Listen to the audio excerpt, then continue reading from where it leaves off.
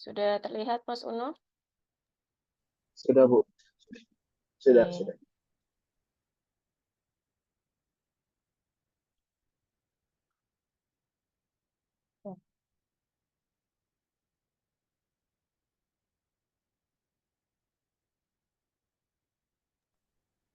Oke, terlihat ya? Iya, Bu, sudah terlihat. Oke, bismillah, kita mulai dulu. Semoga teman-teman masih ada yang bisa mendengarkan setidaknya, ataupun masuklah ke materi hari ini tentang konsep desain dan pembelajaran. Jadi awalnya kita harus mengerti dulu apa. Kenapa tuh? Setidaknya kita harus memahami dulu dasar-dasar yang melandasi desain pembelajaran itu apa, konsepnya itu seperti apa, dan bagaimana penerapan-penerapannya. Oke, eh desain itu sendiri, ada yang bisa ngasih pengertian secara singkat nggak? Desain itu apa?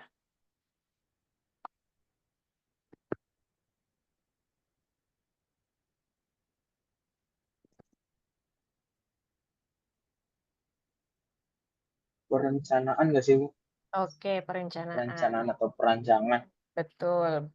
Secara garis besar, desain itu adalah perencanaan ataupun perancangan. Oke, benar. Nah, lalu kan digabungkan dengan konsep pembelajaran ya. Pembelajaran itu kan prosesnya, proses belajarnya seperti apa. Makanya ada yang muncul namanya desain pembelajaran. Nah, desain pembelajaran atau nanti instructional design itu secara garis besar, secara umum loh. Secara umum itu adalah kerangka kerja yang digunakan untuk merancang dan mengembangkan proses pembelajaran. Jadi rancangannya nih kayak gimana? Buat apa sih? Seperti itu. Ya, jadi desain ini emang dipilih tujuannya untuk apa? Kapan kita ngegunain desain seperti ini? Yang bagaimana gitu kan? Di mana? Objeknya siapa? Gitu. Nah, ini secara garis besaran umumnya, desain pembelajaran itu. Lalu lanjut ada pengertian posisi desain pembelajaran. Itu ada empat posisi, ada empat kedudukan, di mana desain pembelajaran itu bisa didefinisikan sebagai disiplin, sebagai ilmu, sebagai sistem, ataupun sebagai proses. Jadi emang secara definisi, kalau desain pembelajaran itu memang luas pengertiannya. Tapi kalau misalkan tadi yang kita bahas secara garis umumnya memang adalah kerangka kerja secara keseluruhan, rancangannya tadi bagaimana, perencanaannya itu seperti apa, gitu.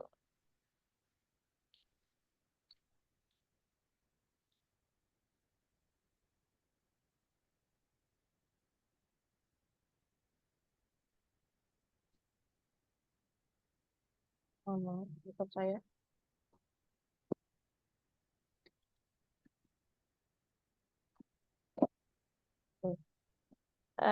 Lanjut, kalau misalkan sebagai disiplin, nanti kalian bisa baca sendiri, mungkin nanti juga bisa cari di beberapa sumber referensi yang sudah diberikan. Kalau misalkan desain sebagai disiplin itu pengertiannya sebagai penelitian teori ya, ataupun strategi pengembangan pembelajaran. Kalau sebagai disiplin. Tapi kalau misalkan sebagai ilmu itu eh, konsepnya itu seperti apa, pengembangannya itu bagaimana, pelaksanaannya juga seperti apa yang ingin direncanakan. Kalau sebagai sistem, itu adalah sebuah sistem yang terstruktur dari mulai tujuannya apa, objeknya siapa, pelaksanaannya bagaimana, sarana dan prosedurnya itu bagaimana untuk meningkatkan mutu belajar. Lalu sebagai proses, penyusunan perencanaan pembelajaran harus sesuai dengan konsep pendidikan dan pembelajaran yang dianut dalam kurikulum yang digunakan. Jadi kita juga bisa melihat kurikulum yang berlaku saat ini seperti apa. Nanti kita bisa nanti disesuaikan desainnya lebih cocok seperti ini loh, karakteristik peserta didiknya seperti ini gitu. Nah, nanti secara garis besar eh kalian udah ngambil mata kuliah metodologi penelitian Baru ngambil semester ini, Bu. semester ini ya. Iya. Oke, nah nanti secara garis besar juga desain pembelajaran ini adalah model-model atau desainnya yang bisa dipakai untuk penelitian. Kalau penelitiannya itu berbentuk research and development (R&D), jadi penelitian pengembangan. Nah, desain pembelajaran inilah yang ngebentuk semua proseduralnya tuh, dari mulai menentukan siapa objeknya, siapa peserta didiknya, mau di mana, karakteristiknya seperti apa, materi apa yang akan diajarkan, media apa yang akan digunakan. Jadi secara garis besar, desain pembelajaran ini juga berkaitan erat nantinya untuk pembelajaran Madlit, ketika kalian nanti menyusun skripsi ataupun tugas akhir. Khusus tugas akhir yang membuat, pengembangan, baik pengembangan alat, pengembangan media, pengembangan, eee, bahan ajar, modul, segala macamnya. Nah, sekarang tujuan desain itu sendiri bagaimana? Tujuannya ya udah pasti ya untuk meningkatkan mutu belajarnya, ngejaminin kualitas pembelajaran. Karena kan kita tahu nih, kita udah, analisis dulu karakteristik awalnya, peserta didik itu seperti apa. Jadi kita bisa tahu nih target yang ingin kita capai itu apa. Ini kalau kita membahas secara konsep pembelajaran, tapi kalau misalkan membahas secara konsep tugas akhir ataupun skripsi, kalian teman-teman juga pasti tahu nih target tujuannya, "Oh, saya pengen bikin," misalkan, pengen mengembangkan modul, berarti desain pembelajaran yang sesuai dengan pengembangan modul itu apa? Dengan karakteristik siswa, misalkan SMA, berarti kalau SMA ini cocoknya seperti ini nih, berarti desainnya pakai yang ini, dan segala macamnya. Nah, eee, jadi sudah pasti kita pengen tahu nih targetannya kita, pengen menghasilkan modul, pengen menghasilkan bahan ajar, pengen menghasilkan suasana pembelajaran yang enak, makanya menjamin kualitas pembelajaran. Desain pembelajaran itu harus ditentukan, dirancang sebaik mungkin. Terus membantu proses transfer pengetahuan juga antara guru ke peserta didik, kalau misalkan sebagai peneliti, berarti sebagai ke objek penelitiannya, saya sebagai peneliti misalkan pengen ngembangin video pembelajaran. Dengan harapan saya pembelajarannya bisa menjadi lebih baik, menyenangkan, seperti itu. Nah, itu tuh kita transfer tuh pengetahuan kita. Pembelajaran bisa loh kita pakai dengan video pembelajaran, seperti itu. Terus juga membantu proses belajarnya dan meningkatkan kinerja seseorang ataupun organisasi. Jadi desain pembelajaran ini nggak cuma untuk skala kecil, bisa juga untuk skala besar. Eee, karena kan kalau misalkan dalam nanti konsep kalian ada penelitian, penelitian itu nggak cuma hanya di kelas kecil saja, ada di kelas yang lebih besarnya. Nah, ini tahapan desain secara umum, secara garis besar. Konsep awalannya sudah pasti, apapun model desainnya, apapun bentuk, pendekatan desain pembelajarannya, eee, tahapan-tahapan ini tuh sudah pasti akan ada di seluruh, di seluruh model, karena ini tahapan secara umumnya. Yang sudah pasti yang pertama-tama kita harus tahu karakteristik awalnya peserta didik itu kayak gimana. Ciri-cirinya misalkan, oh peserta didiknya cocoknya, dengan metode ceramah ataupun metode, inquiry atau metode model discovery learning ataupun yang sekarang lagi misalkan di-booming-kan deep learning untuk kurikulum merdeka gitu. Kita harus tahu dulu nih tujuan karakter kita tuh. Nah, terus itu udah pasti, jadi awalannya itu harus tentuin dulu peserta didiknya seperti apa, lalu tentuin tujuannya kita mau apa. Habis kita udah dapet nih peserta didiknya, objek penelitian kita, objek sasaran pembelajaran kita harus tahu juga tujuannya. Kita harus bikinkan, rumuskan. Habis tujuannya udah, lalu rancangan, rancangan perlakuannya mau berbasis media kah, atau berbasis teknologi dan sebagainya. Dipilih tuh metode pembelajarannya seperti apa, tekniknya mau bagaimana, materinya seperti apa. Dan terakhir paling, final itu akan selalu ada di uji coba, direvisi, dan dievaluasi. Jadi tahapan-tahapan ini secara garis umum besar, tapi nanti memang beberapa model, beberapa pendekatan itu ada yang lebih detail, mintanya per sintak. Sintak itu langkah-langkah ya, prosedur kerja. Mintanya ada tahapan-tahapan nih, tahapan satunya ini, tahapan 2-nya ini, tersusun. Tapi kalau secara garis umum sudah pasti yang pertama minta dulu peserta didiknya siapa, lalu susun tujuannya, habis tujuan kita cek mau metodenya apa, medianya mau dipakai apa, teknik pengajaran dan materinya, selanjutnya diuji coba, revisi, dan evaluasi. Nah, desain pembelajaran ini juga akan dilandasi oleh beberapa teori belajar. Sudah pernah mendapat belum, materi teori belajar Sudah, Bu. di Di mata kuliah apa? PPD kalau nggak salah, pengembangan peserta didik gitu. Pengembangan peserta didik, oke. Nah, ini cuma karena sudah dipelajari, ini hanya kilasan saja bahwa desain pembelajaran itu juga dilandasi oleh beberapa teori belajar.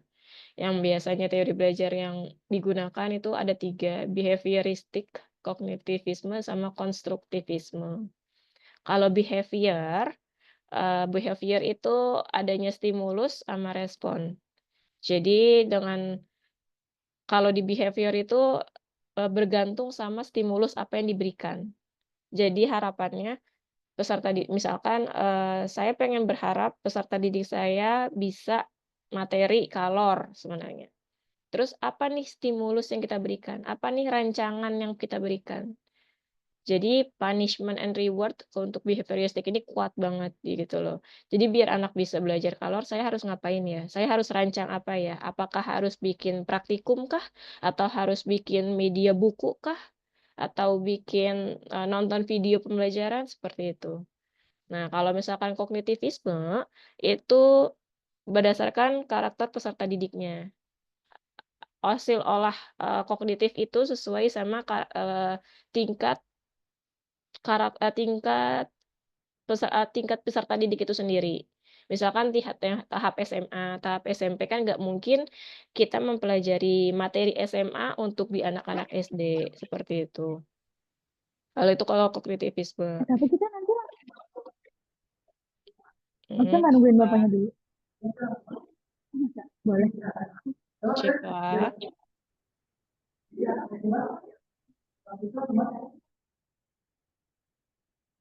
Ya lanjut, ada teori konstruktivisme.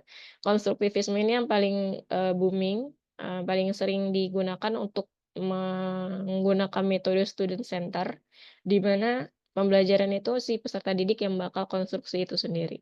Jadi secara mandiri, peserta didik melatih kemampuan mereka. Nah, misalkan, kita menyediakan air, menyediakan garam, menyediakan telur, menyediakan minyak. Nah, kita serahkan tuh peserta didik. Nah, mereka harus ngekonstruk pengetahuan mereka mau ngapain sama alat-alat ini. Itu kalau teori konstruktivisme. Mungkin aja ada yang berpikir, "Oh, ada minyak, ada telur, bikin telur aja. Oh, it's okay, nggak masalah." Itulah yang mendasari teori konstruktivisme. Tapi nanti bagaimana cara kita melatih, merangsang arahnya ke sini loh, gitu. Arahnya ke pembelajaran fisika. Lebih spesifiknya lagi begini, seperti itu. Oke, ini hanya teori-teori belajarnya, ada 3 macam, behavioristik, kognitivisme, sama konstruktivisme. Lanjut, konsep desain pembelajaran sebagai sebuah sistem, yang tadi saya bilang ada secara garis besar umum, tahapan-tahapannya, konsepnya, komponen utamanya itu apa saja. Yang tadi udah pasti ada tujuannya, tujuan pembelajarannya mau apa yang mau diraih, apa yang mau dicapai. Lalu pembelajar, peserta didiknya seperti apa, pihaknya yang jadi objek kita siapa. Lalu analisis pembelajarannya, strategi pembelajaran, sama penilaiannya nanti seperti apa.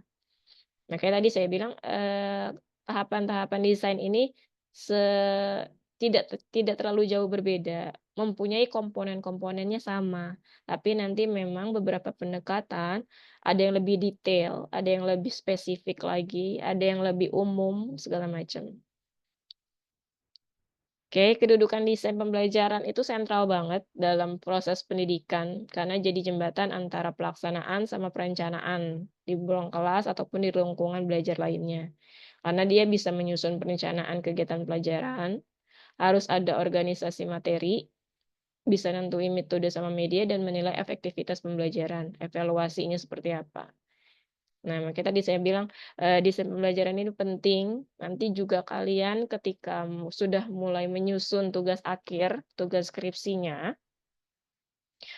desain pembelajaran ataupun desain penelitian itu penting. Jadi nanti kalian bagaimana struktur, proses penelitian yang akan kalian lakukan. Mulai dari tujuannya, rencananya nih mau bikin apa, tujuannya dibikin, peserta didiknya siapa, kelas berapa, apakah cocok di kelas ini diajarkan dengan materi ini, seperti itu. Dipilihkan metode media, nanti dievaluasi. Berhasil nggak ya penelitian saya? Cocok nggak ya penelitian saya? Seperti itu. Ini bakal dominan banget, ciri-ciri macam desain pembelajaran ini nanti kalau misalkan memang kalian fokusnya ke, tugas akhirnya pengembangan. Lalu fungsi desain pembelajaran itu sendiri yang tadi udah, dominan ya, pastinya adanya perencanaan, perencanaan yang terarah sama sistematis, lalu ada panduannya, panduan pelaksana pembelajarannya itu seperti apa, step by step-nya. Lalu ada pemilihan strategi, medianya, terus ada nantinya pengen diharapkan adanya efektivitas dengan efisiensi serta evaluasi dan perbaikan berkelanjutan.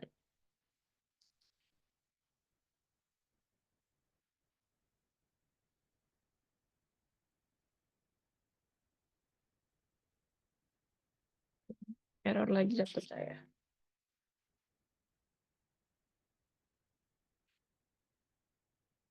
Nah, ini yang tadi saya bilang, ada beberapa macam model desain pembelajaran, tipe-tipe pendekatannya itu seperti apa, yang nanti akan kita pelajarin. Kalau misalkan di RPS itu memang hanya ada 3, yaitu model Dig and Carry, AD, sama MPI. Nah, nanti kalau misalkan hanya untuk menambah pengetahuan, untuk menambah, sebenarnya model tuh nggak cuma 3 gitu loh, model desain pembelajaran itu banyak banget. Kita bisa bilang ini desain pembelajaran, bisa juga bilang desain penelitian. Nantilah model-model ini, kalau misalkan ranah kalian membahas untuk pengembangan, model-model ini dominan banget akan digunakan dalam proses penelitian ataupun proses pembelajaran. Di mana klasifikasi desain pembelajaran itu sendiri ada 4 orientasinya, berdasarkan orientasinya, modelnya, jenisnya. Ada yang orientasi kelas, ada yang berdasarkan sistem atau prosedural, ada yang berdasarkan produknya, orientasinya, sama yang modelnya melingkar.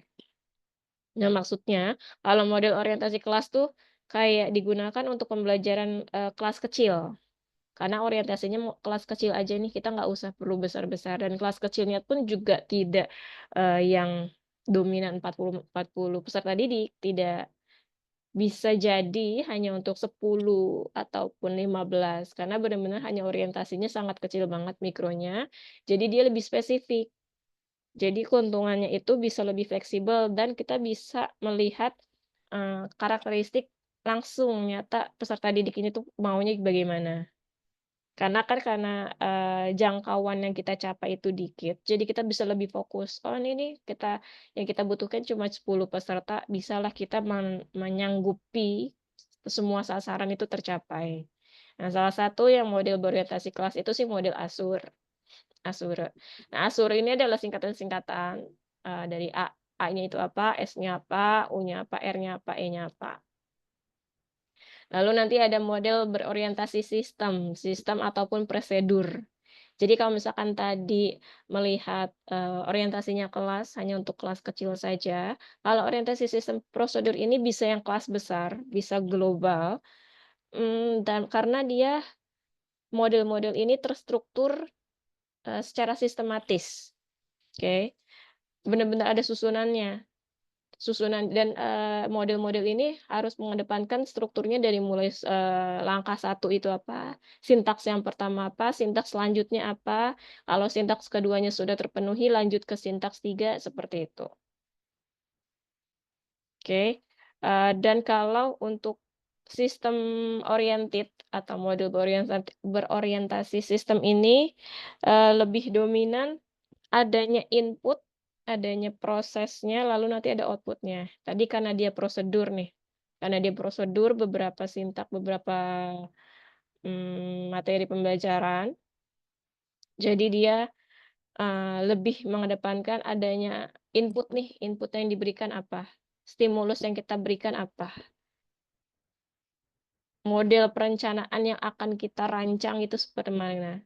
Lalu nanti kita berikan, kemudian nanti uji cobanya seperti apa. itulah prosesnya. Nanti kita mengharapkan juga hasil output yang harus sesuai nggak sih sama tujuan awal kita gitu. Kalau misalkan sesuai, oh berarti seluruh rancangan desain pembelajaran berjalan dengan baik, tersusun dengan sistematis. Tapi kalau misalkan nanti ternyata ada ketidaksesuaian, itu tidak masalah ya, teman-teman. Jadi nanti kalau misalkan ketika kalian penelitian, harapan kalian A, nanti kalau misalkan ternyata setelah diuji cobakan harapannya itu jadinya B, itu sebenarnya tidak bermasalah. Tidak menyatakan bahwa penelitian kalian gagal, tidak. Tidak menjudgment juga kalau, penelitiannya salah nih, penelitiannya error nih, enggak juga. Karena memang segala faktor itu akan mempengaruhi. Jadi mungkin, rancangan kita A, ternyata ada faktor lain yang mempengaruhi keadaan pembelajaran misalkan. Jadinya hasilnya nggak langsung ke poin A, misalkan hasilnya ke B atau ke C, D, dan seterusnya.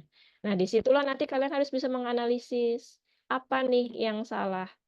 Bukan yang salah ya, apa nih yang bisa menyebabkan tujuan saya jadi meleset, seperti itu. Lalu dianalisis faktor-faktornya. Ada faktor ini, ada faktor pendukung ini, ada yang, eee, mendistraksi misalkan seperti itu, ataupun misalkan adanya kekurangan, rancangan saya, misalkan, belum terstrukturnya sampai hasil final misalkan modul-modulnya ataupun bahan ajarnya, gitu. Nah, itu kalau misalkan orientasi sistem gitu, dia benar-benar urut ada step by step-nya mau seperti apa.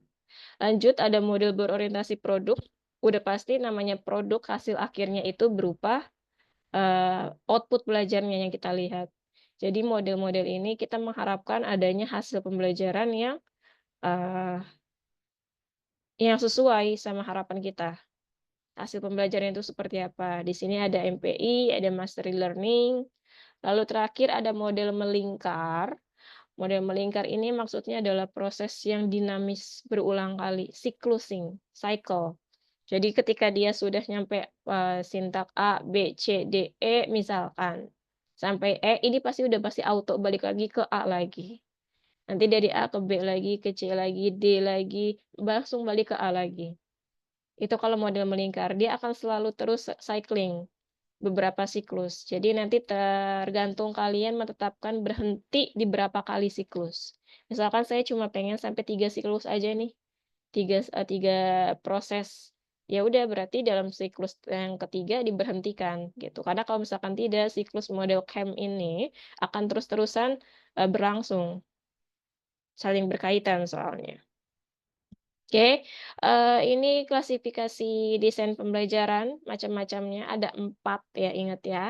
Ada 4, orientasi kelas, orientasi sistem, orientasi produk, dan model melingkar. Untuk orientasi kelas ini ada model Azure, orientasi sistem ada Dick and Carey sama Eddy, orientasi produk itu MPI sama model Mastery Learning, dan model melingkar itu biasanya dominan sama CAM, model CAM.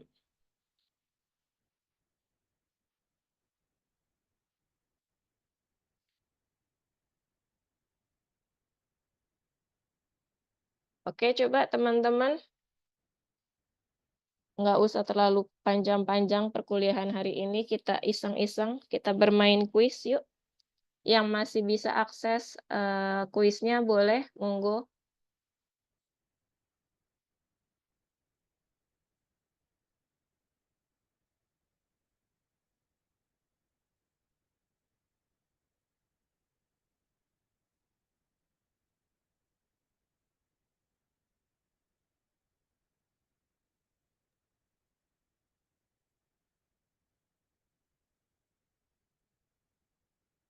Sudah dapat bisa akses semuanya?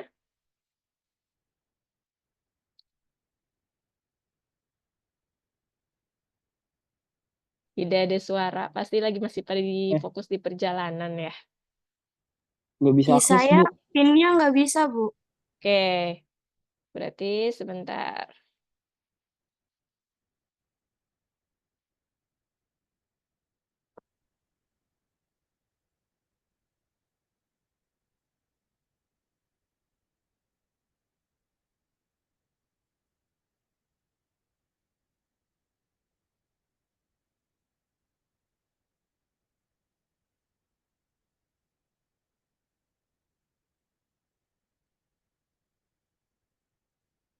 Oke, monggo untuk link yang akses terbaru.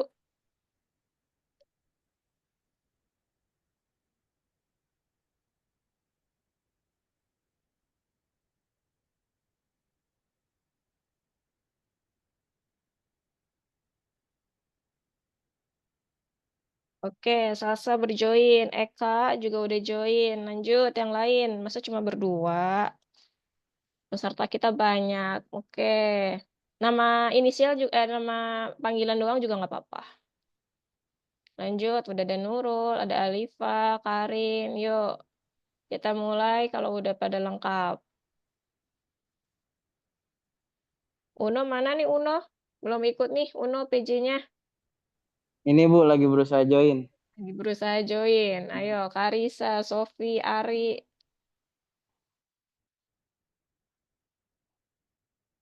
Baru 16. Kita dari peserta kita 40-an lah. Yang join di Zoom tadi berapa ya? Udah masuk. Uno ada 20.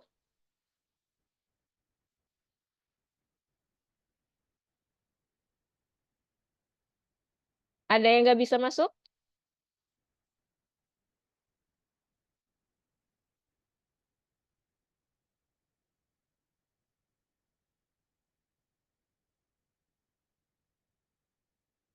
Ada yang terhalang masuk ya?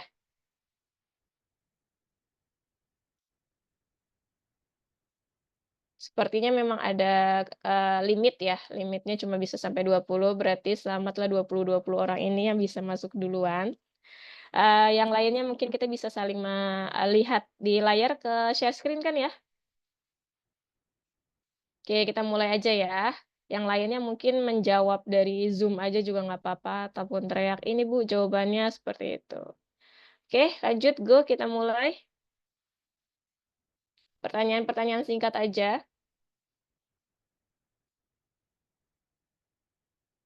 Boleh dijawab, kuis-kuis iseng-iseng berhadiah. Nggak ada hadiahnya juga. Apa nama mata kuliah kita pagi ini?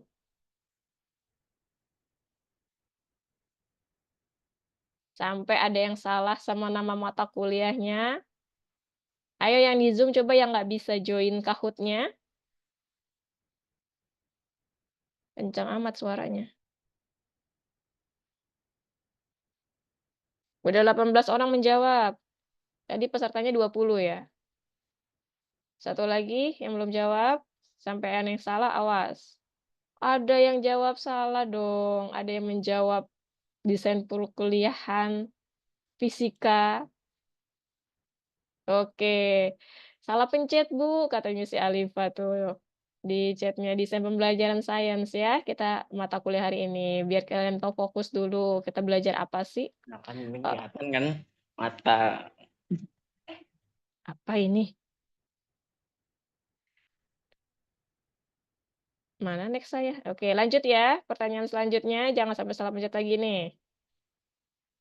Oh, yang paling cepat siapa? Oh, paling cepat Nurul. Kecepatan tangannya. Udah jawabannya cepat. Dia cepat juga jawabnya. Oke, lanjut. Pertanyaan kedua.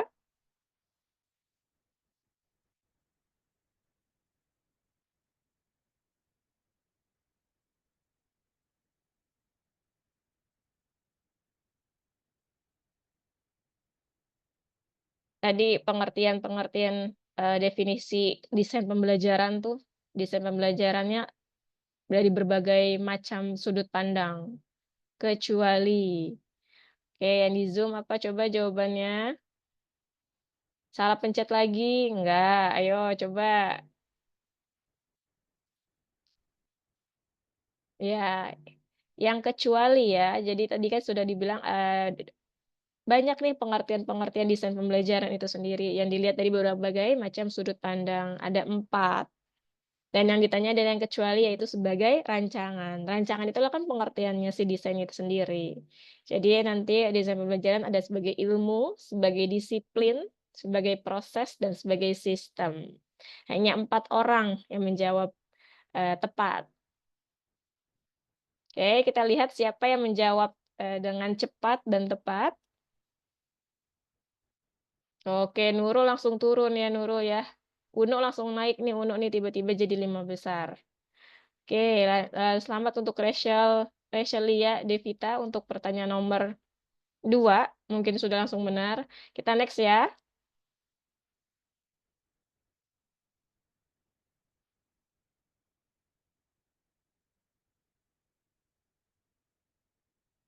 Ayo, ini bagian dari apa?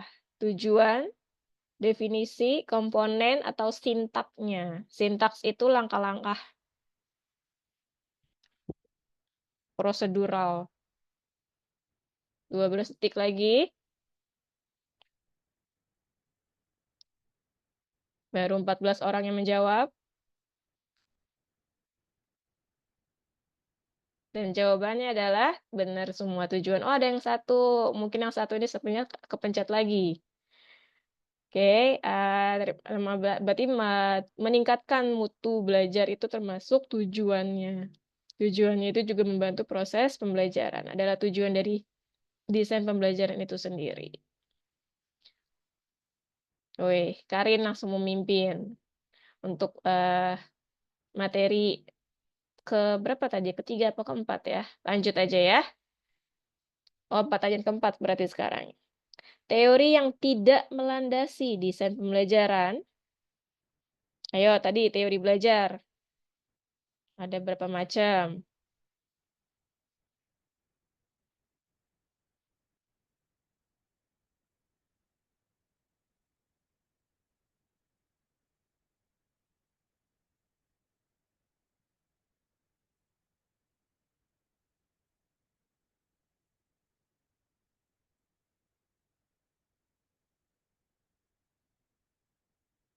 Oke, benar. Ada 2 orang kepleset. Teori-teori belajar ini yang melandasi itu ada 3 macam. Teori konstruktivisme, kognitivisme, sama behaviorisme. Konseptualisme itu tidak ada. Tidak ada sebagai teori belajar. Makanya kan tadi sini dikatakan teori yang tidak melandasi. Jadi teori kontekstualisme ini tidak ada. Oke, selamat untuk 15 orang yang benar menjawab. Oh, Karin masih memimpin, Karin. Ayo Uno balap. Balap si Karin ini nomor satunya. Oke, lanjut. Pertanyaan nomor 5.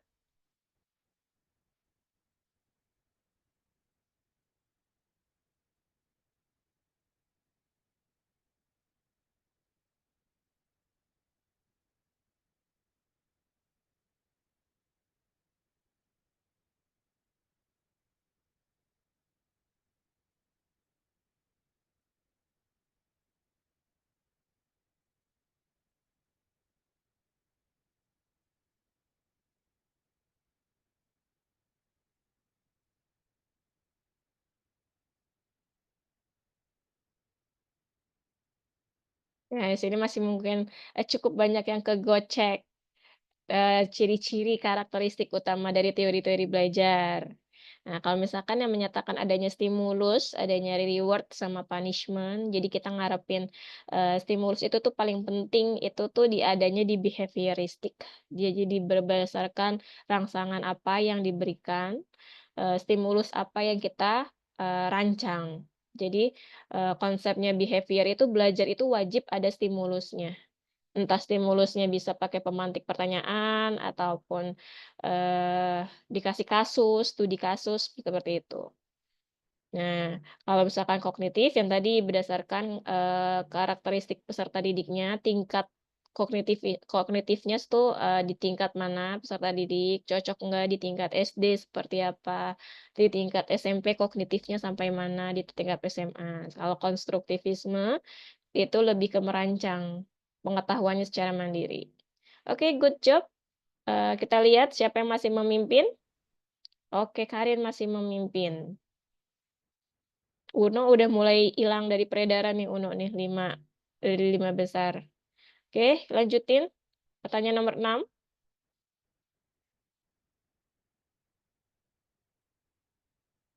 Yang bukan komponen utama. Yang bukan.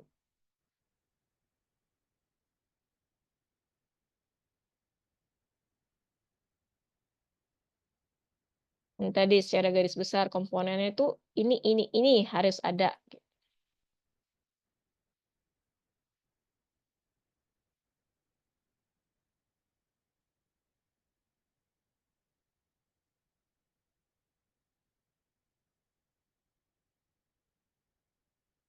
Ayo, 5 orang yang jawab pembelajar ini bagaimana ini? Masih error kah?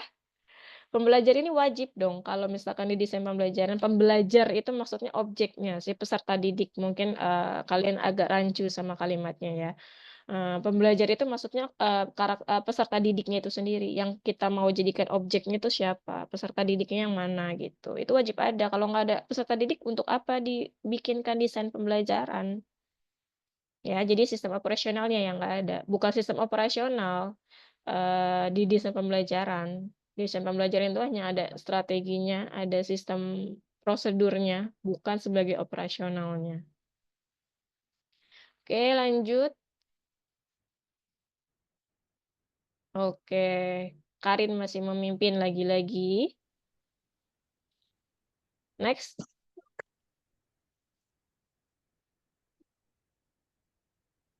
Benar atau salah? Model Azure adalah model berorientasi kelas.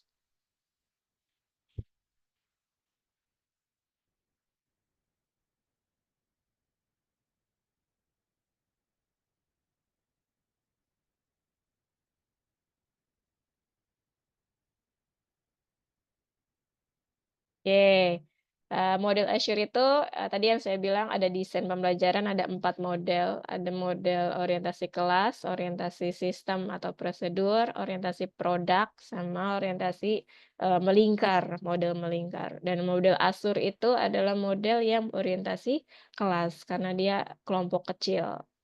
Oke, good job teman-teman. Lagi-lagi Karin masih memimpin, berarti Karin sangat memperhatikan ya materi hari ini. Uno mulai naik lagi nih, Uno nih ke 5 besar. Di antara nama-nama perempuan-perempuan kayaknya nih ya, Aulia, Karisa, Vita. Oke, lanjut. Benar atau salah?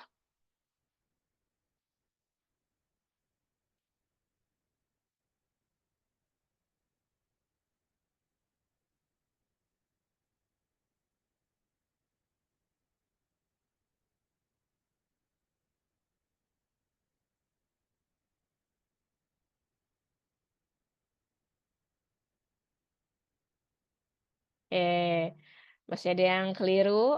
Model Dick and Carey itu adalah model desain pembelajaran yang berorientasi sistem, karena banyak proseduralnya, urut-urutannya itu seperti apa. Ini hanya secara garis besar dulu, nanti next pertemuan kita akan mempelajari ciri-ciri, sintak, karakteristik dari masing-masing model desain pembelajaran. Oke, apakah kalian masih memimpin? Mantap. Uno hilang lagi, Uno. Kurang cepat nih Uno jawabannya nih. Oke, kayaknya tadi itu pertanyaan terakhir. Kalau yang ini pertanyaan santai. Bagaimana pembelajaran hari ini?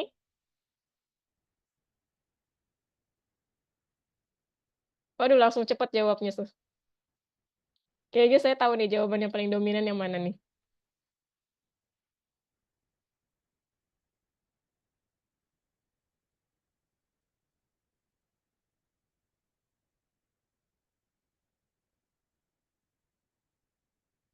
Oh, kirain masih ada yang ngantuk.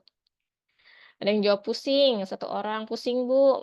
Mungkin masih terlalu banyak materi, terlalu banyak pengertian-pengertian, terlalu banyak materi. Oke, ada yang jawab senang, ada yang banyak ilmu baru juga. Terima kasih teman-teman.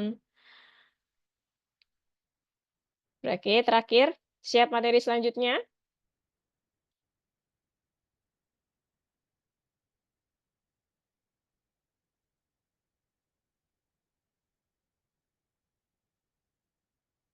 Siap, si Ferdi jawabnya di Zoom. Oke, mantap.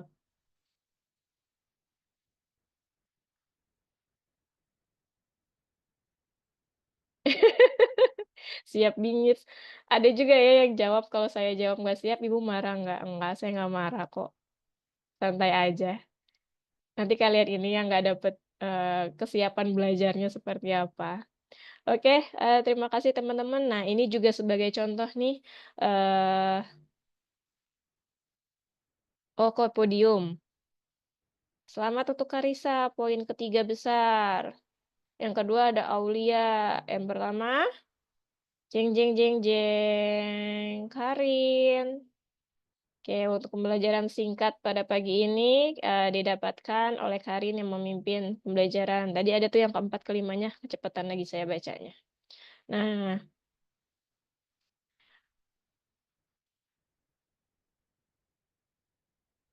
Nah, desain pembelajaran yang kayak begini juga masih termasuk salah satu cara rancangan yang kalian bisa buat nantinya pas nanti kalian pembelajaran. Nanti baik kalian PKM ke sekolah, kalau sekarang kan masih keterampilan mengajarnya ya.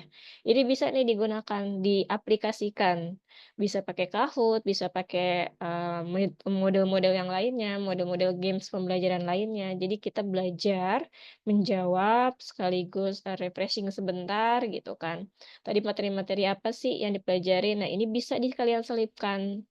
Nah, misalkan juga nantinya desain pembelajaran kalian, misalkan nanti pas lagi mau penelitian, kalian bikin desain, mau bikin games, bikin seperti games ini yang menyerupai atau nanti sistemnya seperti apa, itu boleh banget. Nanti kita susun desainnya seperti apa, desain yang cocok itu bagaimana. Yang sesuai dengan, misalkan maunya di kelas berapa, kelas 10, 11, ataupun 12, ataupun nanti kalian mau nekat materi ke anak SMP, dia IPA, secara IPA-nya bagaimana, seperti itu. Nah, ini juga bisa salah satu mode media yang kita gunakan, yang kita rancang untuk, digunakan dalam desain pembelajaran. Oke, karena tadi udah pada banyak jawab yang siap pembelajaran, berarti kita lanjutkan lagi. Udah kebaca ya share-nya ya, yang tadi sini agak-agak error tadi di sini. Selanjutnya, laptop saya yang error.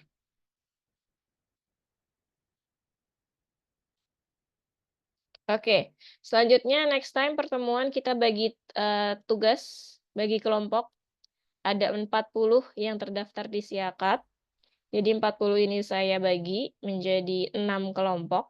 Ada yang 7, ada yang 6. Nanti mulai si Uno dicatat ataupun difoto. Ini pembagian-pembagian kelompoknya. Jadi terima nggak terima, kalian harus saling bekerja sama, berkolaboratif, berkooperatif dengan teman-teman kelompok masing-masing. Ini kelompok-kelompoknya, kelompok 1, 2, 3, 4, 5, 6. Apa tugasnya? Tugasnya itu adalah membuat presentasi terkait model-model desain pembelajaran yang akan kita pelajari di next pertemuan. Jadi nanti kalian presentasi dulu, nanti baru kita diskusi hasil masing-masing model desain pembelajaran. Untuk kelompok 1, model Dick and Carry. Lanjutnya yang kelompok 2 itu Azure, kelompok 3 MPI, 4 EDI, 5 model Mastery Learning, dan 6 Camp. Nggak perlu terlalu banyak isi presentasinya, cuma hanya untuk mencakup tokoh yang mencetuskan, yang mendominasikan, yang menggagaskan ide model ini siapa. Tokoh untuk model Dick and Carry, tokohnya siapa yang menjelaskan. Tokoh Azure siapa yang paling dominan menggagaskan itu. Lanjut, ada definisi pengertiannya. Model Dick and Carry itu model definisinya seperti apa, desain pembelajaran yang bagaimana, untuk definisinya nggak usah terlalu banyak-banyak, nggak usah terlalu banyak PPT. Lalu ada sintaksnya itu langkah-langkahnya. Ada berapa langkah. Dari tiap-tiap model-model semua ini, tiap desain pembelajaran ini ada beberapa langkah. Ada yang 5 langkah, ada yang 6, ada yang 10, dan segala macamnya. Disebutkan sintaksnya apa, terus dari setiap macam poinnya ini maksudnya apa. Nah, sintaks yang pertama, misalkan analisis tujuan pembelajaran. Nah, pengertiannya tuh analisis tujuan pembelajaran itu yang seperti apa? Maunya yang bagaimana? Apa yang harus dianalisis? Tujuan pembelajaran yang seperti apa? Gitu. Lanjut, kalian cari nanti kelebihan sama kekurangan dari masing-masing model. Jadi untuk ini kelompok-kelompoknya, kelompok 1 di Carry, 2 Azure, 3 MPI, 4 ED, 5 Mastery Learning, 6 Camp. Minggu depan nanti kita coba presentasi, habis itu kita diskusi untuk masing-masing model. Kalau misalkan memungkinkan 3 kelompok kita presentasi, tapi nanti kita melihat kondisional. Yang penting 6-6 ini harus udah selesai dulu untuk minggu depan, Senin depan. Oke. Oke. Saya rasa desain pembelajaran hari ini cukup sampai di sini dulu.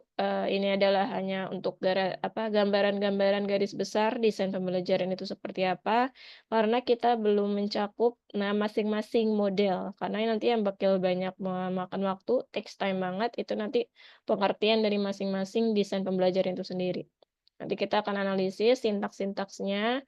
Nanti kita juga cari tahu apa perbedaan, apa kelebihannya pakai model ini, desain pembelajaran yang ini itu yang Azure misalkan lebih bagus nih dari visi apa, dari aspek apa dibilang bagus gitu. Lanjut misalkan kekurangannya tapi ini Bu, misalkan tadi kayak Azure berorientasi kelas.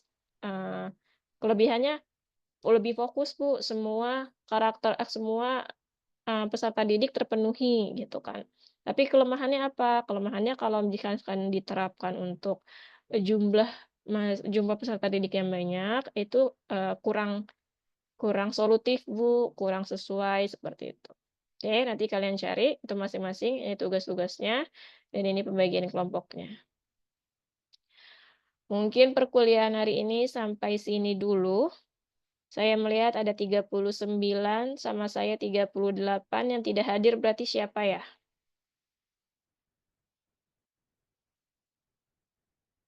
Andifa hadir Andifa? Hadir Ibu. Hadir. Ari Zufesta? Hadir, Bu. Hadir. Devi Rosiana? Devi ada Devi? Tidak terdengar. Elvanisa Eka Maharani Putri?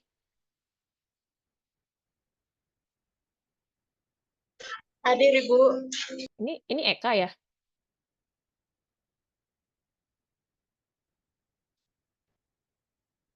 Irham Fajar Nur Hamid?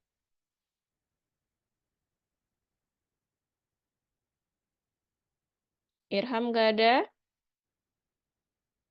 Hadir, Bu. Oh ada. Royham? Muhammad Royhan? Hadir Ibu. Oke, hadir. Uno hadir. Rindi Eka? Hadir Bu. Hadir. Rindi Sawa? Hadir Bu. Sakira? Hadir Ibu. Siva Askia? Hadir Bu. Berarti Devi yang nggak ada ya? Ibu maaf, Mhm. Asia hadir Bu. Asia hadir, iya, udah kok. Oh ya, makasih Bu. Gitu. Yang saya belum lihat namanya ini Devi. Devi sepertinya belum hadir ya di Zoom tadi. Beberapa tadi sudah saya cek. Oke, untuk hari ini mungkin si Devi saja yang belum hadir. Untuk yang minggu lalu nanti saya minta rekapannya saja sama Uno ya. Yang hadir siapa, yang nggak hadir siapa. Karena kan minggu lalu itu Bu Dwi yang memaparkan RPS. Oke, mungkin kita cukupkan dulu pembelajaran hari ini. Yang mau siap-siap bergegas ke kampus, dipersilakan. Hati-hati di jalan. Next time kita presentasi, masing-masing 6 kelompok itu sudah mempersiapkan dulu. Walaupun nanti kita lihat kondisional, bisa target selesai semuakah atau hanya beberapa kelompok. Oke, saya cukupkan hari ini. Terima kasih teman-teman. Wassalamualaikum warahmatullahi wabarakatuh. Waalaikumsalam warahmatullahi wabarakatuh. Ibu. Iya, sama-sama. Terima kasih, Bu. Oke, izin live ya, teman-teman.